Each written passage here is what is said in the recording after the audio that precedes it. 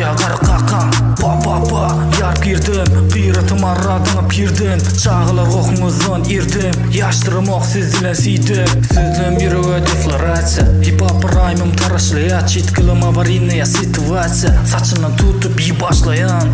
kulakla paslamasın patsala pul görüp mesemesin könüm öcüklüm yadını düşe 11 yıl ozulqı esemesin üçtük yine köne qoğula közünü çümyel çişi toğulap pratişkala arkayn yaman näme istesen rayonna bargat özümüzün bilan sap geçtu elimizin hiç tat gerek de bize sizin like'ını sokun götünüzü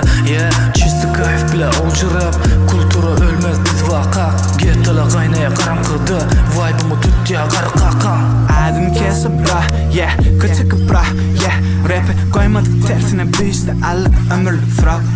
hip hop için taşıdım gaytım tamı İstanbul fite çağırdım buramı mesana küçüdüm eser asist bizi chat dediniz gang spotlı rapperları kolladınız gurum şuna hisse götlediniz şun için girdim getirdim mektebi könüm mevsim könü önüm bu mektep bizi alın görmedi ama görmedim zaman life'ımı seppedim trap'a olunum girmeli fite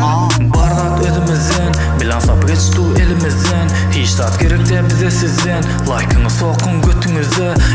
çisti kayf bile olcurap kultura ölmez biz vaka getala kaynaya karamkıdı vibe'ımı tutya qarqaqa ittirdiniz hip hop toyu atnap oljiler sımı tupula satmaz dine işledi oğlalar boş yatmaz hakikin sözleri hoş yapmaz kuluklara payladım paşkalap batılı ettiniz saçka var panşlam yumurdu taslaman siz edyeniz sımıtı taksa var tupak yal girdim içinize tupanlar yatırmak isteyen henizem değmedim hiç açan ecinize hype'ını sokun götünüze hip hop deyip edyeniz toyda çüflemek bilen çeklemen Amerikan marşılı dinlemen buların tegim özünü rapper diye